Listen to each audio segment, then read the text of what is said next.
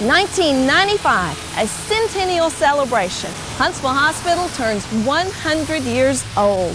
Hi, I'm Terry Bryson. I'm Director of Marketing and Public Relations at Huntsville Hospital, and I'd like to share with you a look at what Huntsville Hospital has meant to this community and what this community has meant to Huntsville Hospital for the last 100 years.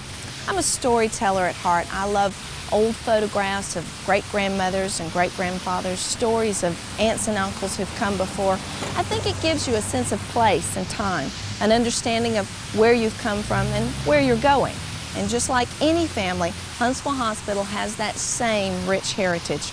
We have our family heroes and our family characters as well, and I'd like to share that story with you.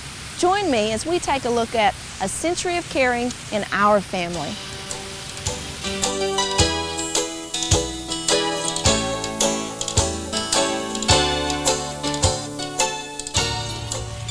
The mid to late 1800s, it was a time where people moved a little bit slower, things were a little bit quieter, and communities actually began to spring up around places that offered solid natural resources, and Big Spring was one of this community's most prized natural resources at this time. It provided the water for most of the people in the area. It also fed streams and waterways that took water to some very, very fertile soil. Cotton was king in the 1800s, and by that time mills were beginning to spring up. We were becoming a mill community as well. So the community was progressing at a very, very quick rate.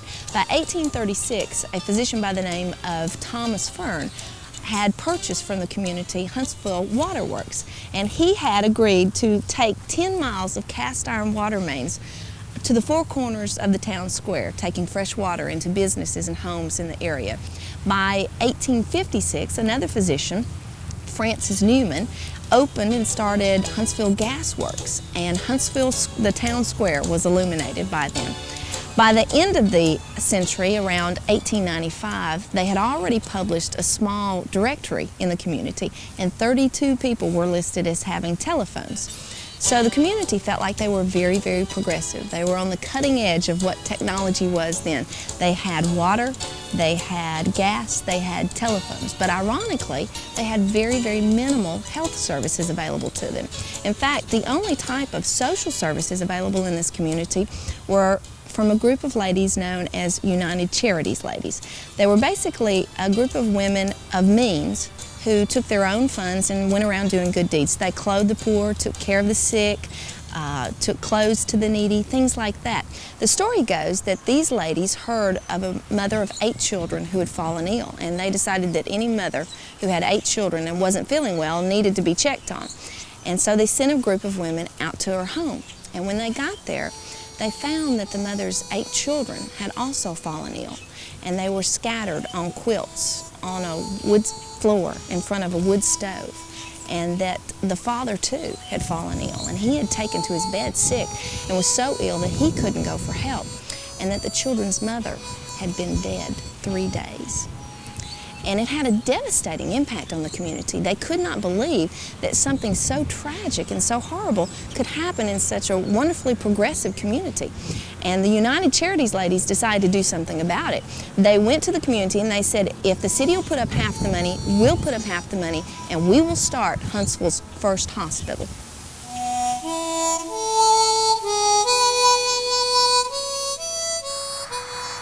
No one knows the name of the mother who was lost to her 8 children back then, but her family's tragedy would soon become the hope of the entire community. Mill Street, this is where it all came together, where the hopes and concerns of a few individuals became an entire community project. Somewhere along this street is where the women of the United Charities organization rented a small cottage home known as the Sullivan Home. Rent was $12.50 a month. The city paid $6, and the United Charities ladies paid the other $6.50. There is no photograph to show us what that first hospital looked like, but the local paper did herald the coming of the event with an article. The Weekly Mercury wrote on June 12, 1895, "At last, with the assistance of the City Council, the United Charities have established a hospital and have it ready for the reception of patients." The infirmary was an immediate success. It received a great deal of physician support and was well received by the community. In fact, within just a few months, the United Charities ladies would have to meet again to discuss something else: growth.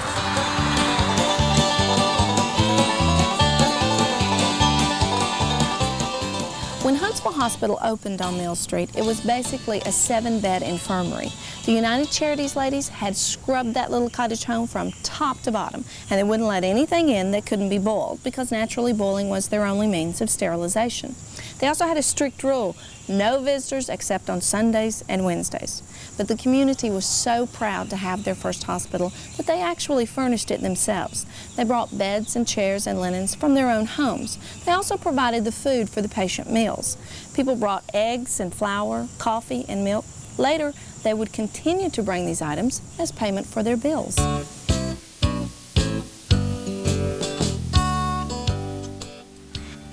In September of that same year, just 3 months after opening in the Sullivan home, community need would outgrow that small cottage infirmary, and the United Charities ladies would move the hospital to a more spacious home at the corner of Randolph and Green.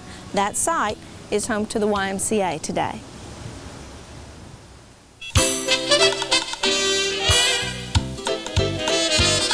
Nine years later, the hospital would move again.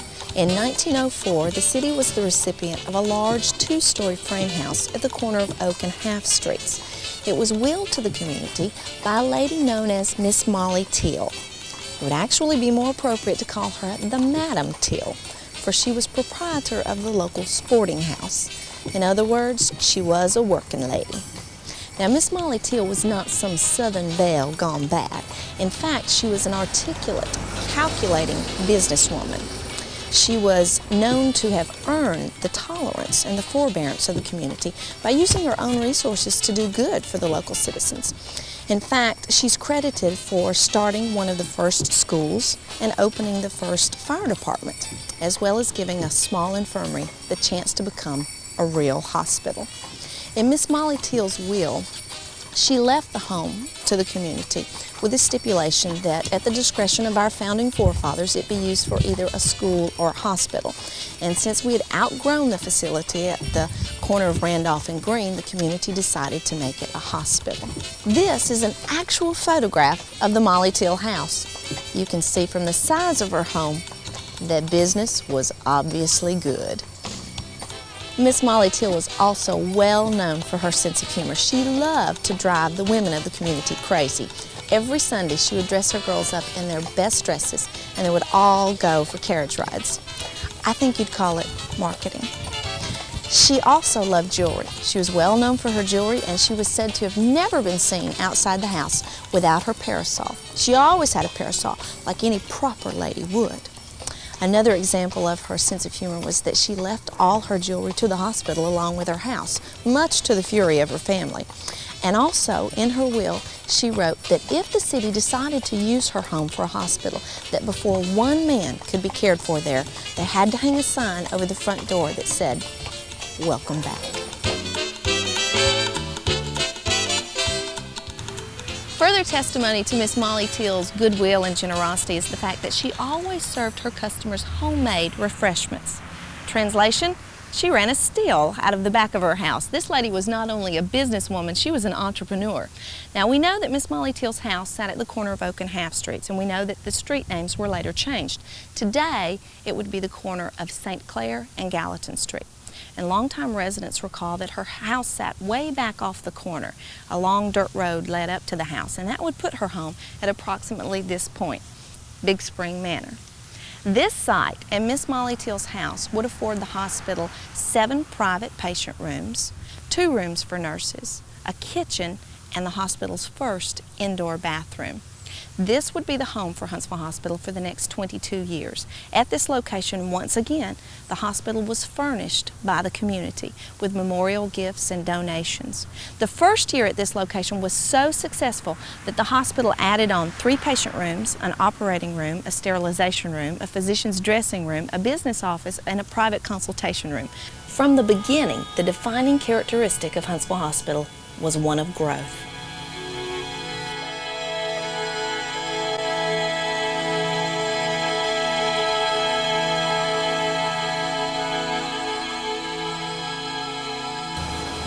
During the hospital's tenure at the Molly Teal House, there would be a community crisis that would build bonds and relationships that would bring about dramatic change for our future. But it all started here at Big Spring Park. Big Spring has always been a reflection of this community's economic health and well-being. In 1916, it was a reflection of their physical health as well. This is where a typhoid fever epidemic began. Hundreds of people were sick and dying, so many so that the city petitioned the state for help. They wanted to know where the fever was coming from, and the state responded by sending a young physician fresh out of medical school.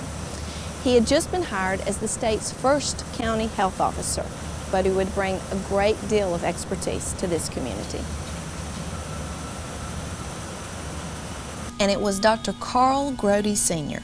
Dr. Grody came, and not only did he take care of the sick and the dying, but he also rolled up his shirt sleeves and tried to figure out what was happening in Huntsville. Near the rear of First Alabama Bank, at the base of the foundation just above the big spring, is a small doorway. This doorway leads to the caverns and caves that sit beneath the downtown area. Dr. Grody actually crawled under the downtown area looking for the source of the fever, and he found it. Big Spring was being contaminated. Remember those 10 miles of cast iron water mains the community was so proud of? Well, they were leaking raw sewage into the city's water supply. Not only did Dr. Grody find the source of the typhoid fever, he also resolved the issue altogether. He helped the state and the community put in Huntsville's first chlorination system. The typhoid fever was gone and things went back to normal, and Dr. Grody went back home. 2 years later, 1918, things are going well for the community. The hospital is growing as well as the population. And Madison County decides it needs its first full-time health officer. In trying to find the right person for the job, they look around and they remember the young man who quelled the typhoid fever outbreak. And once again, Huntsville sends for Dr. Carl Grody Sr. He comes in what turns out to be an even worse epidemic. Spanish flu hits Huntsville in 1918. This is Adams Street, and most of the homes along this way were built before the turn of the century. And the families living along this road would say that the epidemic that they saw then would far outweigh the typhoid fever outbreak. People died by the hundreds. In 4 months, 400 people died. In 1 week, 4 doctors died. In fact, back then, county health officers were also known as quarantine officers. And in this community, there was definitely a quarantine. If you didn't live here, you didn't come in. If you lived here, you didn't go out. In fact, Dr. Grody wrote himself that all of the mothers who went into labor during the Spanish flu died. He was able to save some of the babies, but he was not able to save one mother. I've forgotten how many deaths, but he tells about how people would simply put the bodies out on the porch, and how people were scared to get out of their houses and so on, and having to stop at people's houses to ask direction, and they wouldn't come out to see you or whatever. Dr. Grody loved Huntsville Hospital as much as he loved taking care of his patients. He even once said that medicine was his vocation, but Huntsville Hospital was his avocation. In his personal writings, he even referred to the hospital as his child because he put so much time and energy into it. We believe that Dr. Grody is the patriarch of Huntsville Hospital, and that we get our high-tech reputation from part of his forward thinking and wanting the hospital to progress and provide the community the very best that it could. But it wasn't just the facility that he was interested in. Dr. Grody loved the people at Huntsville Hospital. Evidence of that happened in 1947, December at Christmas time. There wasn't enough money to provide Christmas gifts as usual to all the staff. And Dr. Grody took money out of his own pocket to see that every member of the staff had some sort of bonus. $1 for people who'd worked a year, $4 for people who'd been there 4 years, and so on. That's how important they were to Huntsville Hospital. But he so loved the institution itself that in 1926 he became chairman of the fundraising effort to raise money for the first hospital that this community would actually build. As the population continued to grow, visions of a more modern hospital began to take shape in the minds of hospital supporters and community leaders. In 1924, the Chamber of Commerce hosted a mass meeting at which they adopted a resolution to build a more modern facility, one that would replace the old wooden rambling till house that had sufficed for the last 2 decades. The citizens rallied to the need and organized a fundraising drive. Their goal was $200,000, and Dr. Carl Grody Sr. would head the effort. Mr. and Miss Harry Rhett Sr. gave 2 acres of land lying along the west side of Madison Street and what was then Whitesburg Pike. The Rhett family land sat at what is today the corner of Madison and Governor's Drive. This site would become the new and permanent home for Huntsville Hospital, and their contribution helped make the community's dream a reality. Dr. Grody Sr. would also head the construction committee. He and 8 other local citizens would assume the awesome moral and legal responsibility for signing the documents necessary for incorporating Huntsville Hospital. On June 25, 1925, the signatures read, Dr. Carl A. Grody Sr., Dr. Frank B. Wilson, Judge Ashford Todd, Mr. P.S. Donovan, Mr. W.P. Dilworth Sr., Miss Robert Chase, Miss M.R. Mormon, Miss Lewis Mays, and Miss Lawrence Cooper. 1 week later, the community would break ground on their new hospital. In less than 1 year, on June 8, 1926, the 3-story brick building opened. It was a glorious day, and headlines in the Huntsville Daily Times read, "Visions of a great hospital for Huntsville have become a reality." Portions of the original foundation of the 1926 building still remain today, here on what has become the hospital patio. When it opened, the new hospital had 50 beds, steam radiators for heat, fans for cooling, and a modern electric elevator which would accommodate a stretcher, and an early nurse call system in each room. The community was very proud of their new modern facility and a light indicator system, which was their terminology for the nurse call button.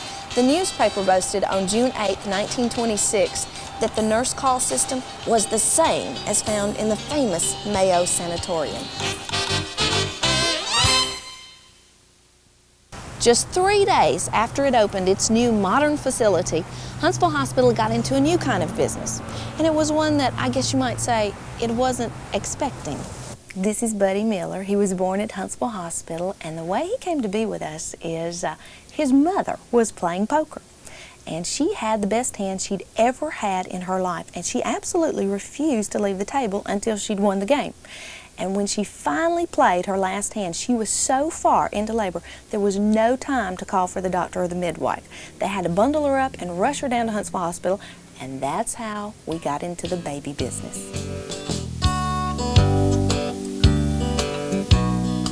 Since its construction, most of the nurses hired by the hospital actually lived on the 2nd floor of the building.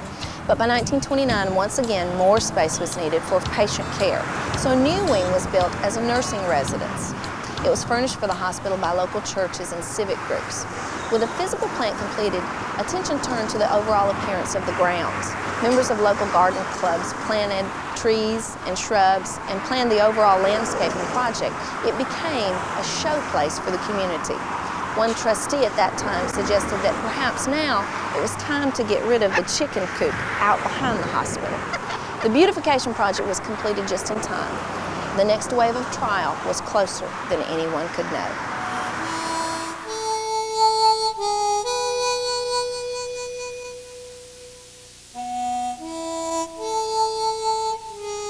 By early 1930, the hospital was beginning to feel the pinch of the Depression. Salaries were cut every few months. Employees took summer vacations without pay, and some patients were allowed to work off their accounts by doing odd jobs around the hospital. But in November of 1931, the hospital was in imminent danger of being closed. Economic conditions were so bad. A plea went out once again for assistance, and the community responded. The Acme Club sponsored a fundraising drive that raised enough money to get the hospital through its immediate crisis, but conditions did not improve. And in the summer of 1932, the hospital's own staff planted a vegetable garden so that they could feed their patients. The country's economic disaster had taken its toll, And the all-volunteer Board of Control knew that the hospital had outgrown the capabilities of good-hearted but non-professional women. And in 1934, several of the ladies resigned, specifically requesting the appointment of a board that included businessmen. 2 businessmen were appointed, and it was the first time in Huntsville Hospital's history that a man would serve on the Board of Control.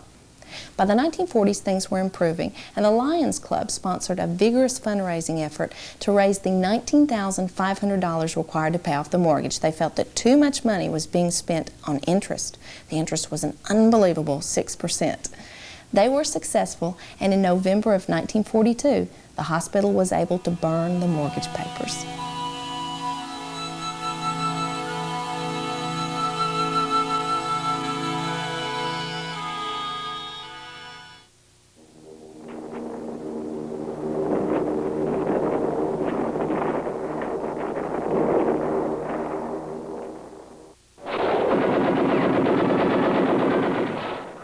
But events at Huntsville Hospital have always been a reflection of the community as a whole, and the 1940s testified to that fact as much as any other era. The 40s ushered in an unparalleled population explosion, due in part to the opening of Redstone Arsenal. Growth at the Arsenal is attributed to World War II. By this time, the population had grown by more than 40%, but very, very suddenly, the physician population dwindled to 1 dozen. There were only 12 physicians still in practice by 1943. All the others were away serving their country.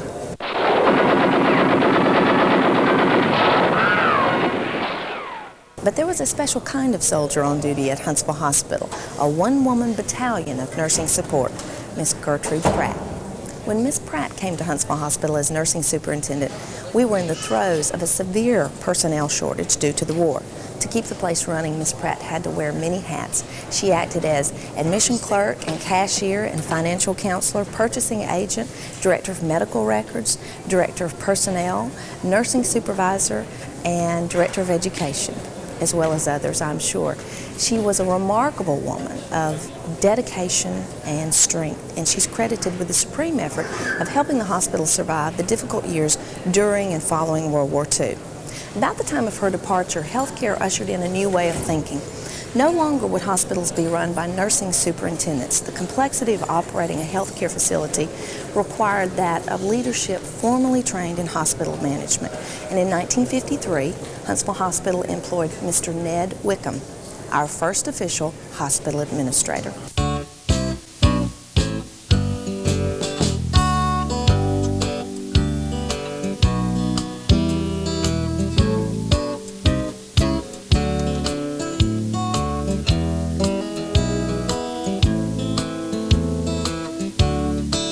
The population increase that had begun continued, and from 1950 to 1960, the community grew another 63%. Witnessing this tremendous growth and having worked alongside other volunteer leaders who'd helped the hospital keep pace with community need and survive repeated trials, Dr. Carl Grody Sr.'s genuine concern for the well-being of others came to the forefront once again. Scientific discoveries were being made daily. Medicine and technology were leaping ahead, and Dr. Grody was first to forecast that Huntsville Hospital was growing beyond private and volunteer resources. To ensure its future, he recommended that the hospital be officially given to the community it served.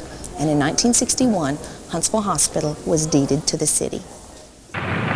We choose to go to the moon in this decade and do the other things. Not because they are easy, but because they are hard.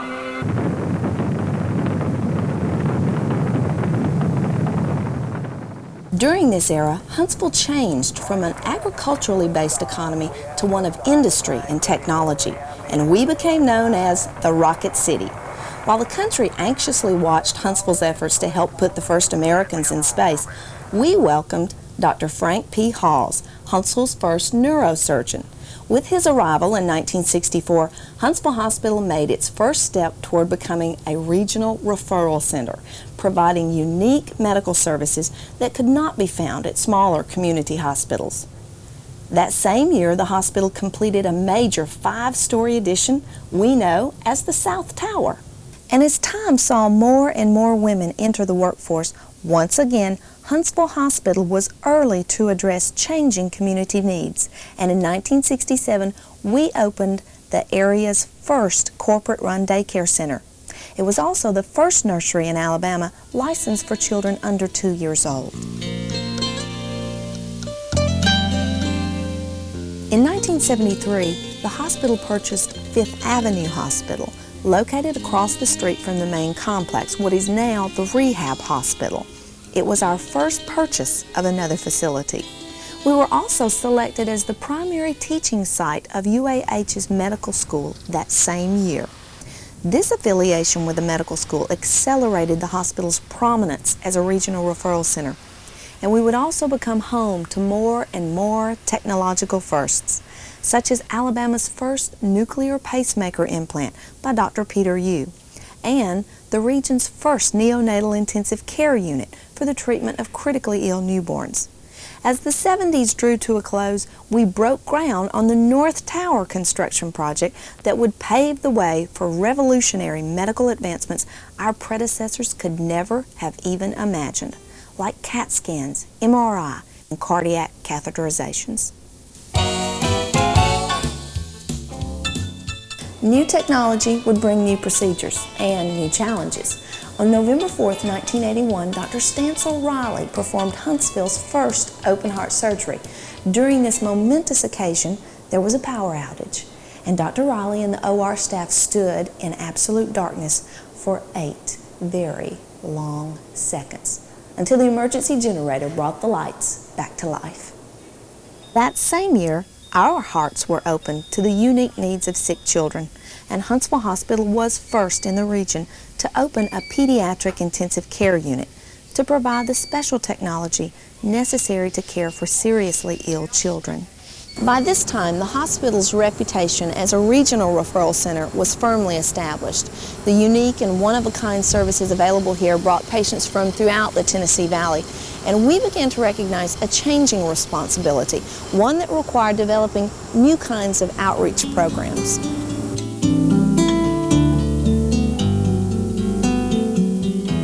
In 1991, Huntsville Hospital opened the Blackwell Medical Tower. It is named after T. Alvin Blackwell, chairman and member of the Healthcare Authority Board for more than 32 years. His foresight and community consciousness have been the pattern for the many volunteers who've served on the Authority Board since its incorporation in 1982. 1 year later, Huntsville Hospital built a new addition right on top of Sibley Road. The Sibley Road building would become our new front door to the community. As the community need for more and more accessible outpatient services grew, the hospital opened the Medical Mall in 1993 in the old Dunavant's building. As our first century drew to a close, we would take our most dramatic step yet, acquiring the necessary team and resources to provide for Huntsville's healthcare in the century to come. This morning we reached a definitive agreement with Columbia HCA to purchase Medical Center Hospital. In March 1994, Huntsville Hospital purchased the private for-profit medical center. With that acquisition, Huntsville's 2 largest hospitals now belonged to the community. The employees there became part of the Huntsville Hospital family as Huntsville Hospital East.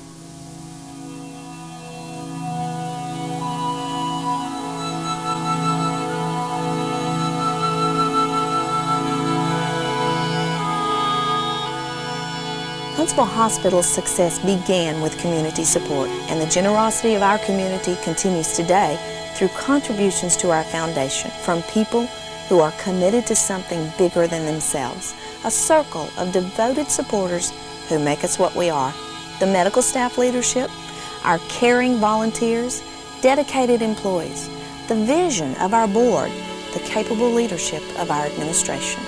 They all come together to position us to serve our community in the century to come. So that brings us up to this point in time, a time to take pride in our accomplishments, the successes that we've had together. But more than ever, a time for you and I to assess the legacy that we want to leave behind for our children. Because the healthcare industry is changing rapidly, and so are our community's expectations. And what we've really learned is that even after more than 100 years, our work has really only just begun.